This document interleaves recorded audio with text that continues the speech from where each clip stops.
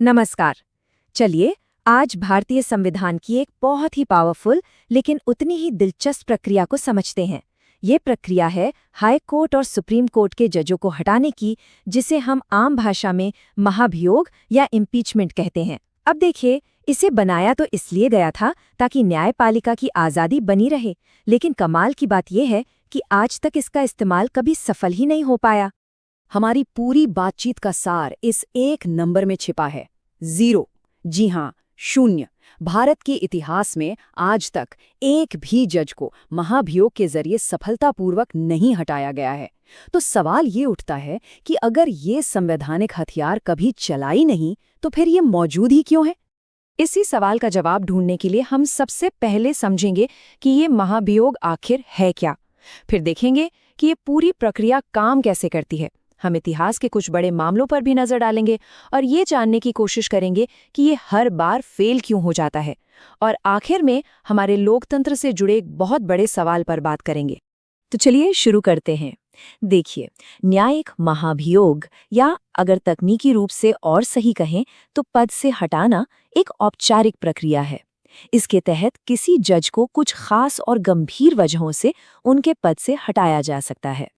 और ये वजहें सिर्फ 2 हो सकती हैं, जिनके बारे में संविधान में साफ साफ लिखा है।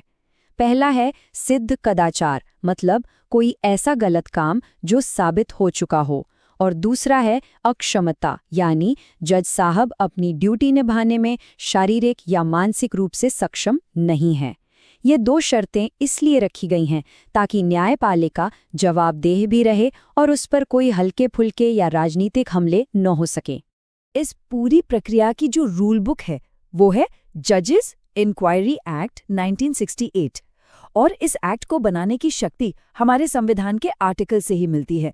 सुप्रीम कोर्ट के लिए आर्टिकल 124 और हाई कोर्ट के लिए आर्टिकल 217 और 218।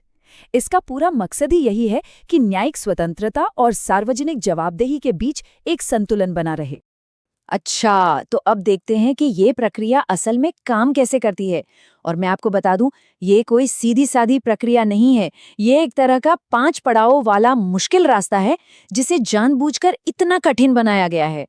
इसकी शुरुआत संसद के सदस्यों यानी एमपीज से होती है और इसका अंत राष्ट्रपति के आदेश पर होता है।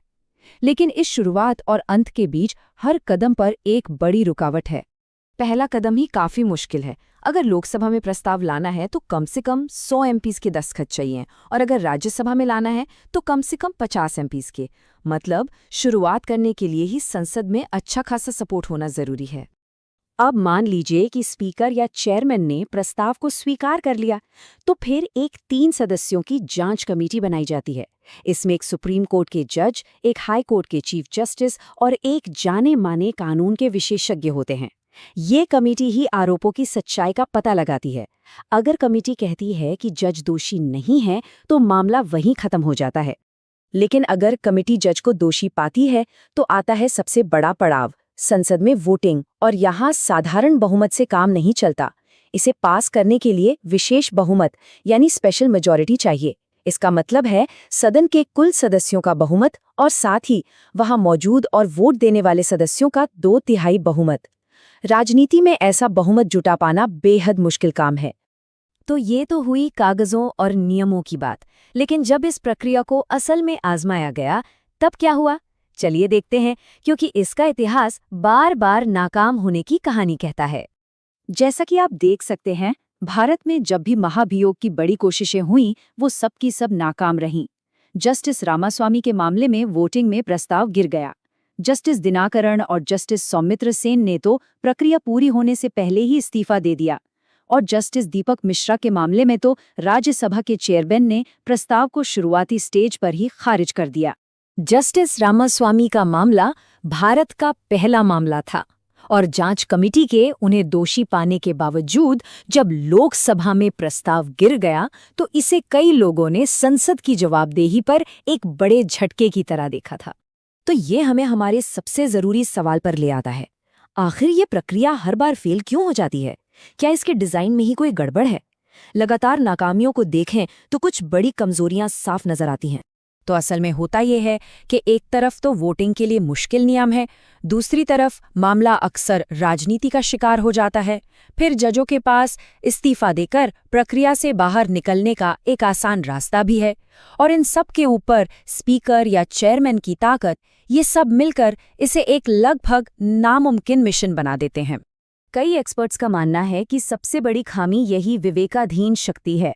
मतलब लोकसभा के स्पीकर या राज्यसभा के चेयरमैन चाहें तो 100 से ज्यादा सांसदों के साइन किए हुए प्रस्ताव को भी बिना कोई वजह बताए शुरुआत में ही खारिज कर सकते हैं, और इसके साथ ही पूरी प्रक्रिया वहीं की वहीं रुक जाती है। और अंत में ये पूरी प्रक्रिया हमें हमारी न्यायपालिका की बनावट से जुड़े एक बहुत ही बुनियादी सवाल पर लाकर खड़ा कर देती है। तो हम ये सोचने पर मजबूर हो जाते हैं कि क्या ये लगभग नामुमकिन प्रक्रिया जजों को राजनीतिक दबाव से बचाने के लिए एक ज़रूरी ढाल है, या फिर ये हमारे सिस्टम में एक बहुत बड़ी खामी है जो जवाबदेही को कमज़ोर करती है। ये एक ऐसा सवाल है जिसका जवाब ढूंढना हमारे लोकतंत्र के लिए बहुत ज़रूरी है। दोस्तों, अगर वीडियो आपको पसंद आया हो तो लाइक ज़रूर करें। सूरज यादव टीचिंग एक्सपर्ट को सब्सक्राइब करें, क्योंकि इस चैनल पर एजुकेशन वाली वीडियो प्रत्येक दिन अपलोड होती हैं और ऐसी ही नई अपडेट्स के लिए बेल आइकन दबाना न भूलें। धन्यवाद।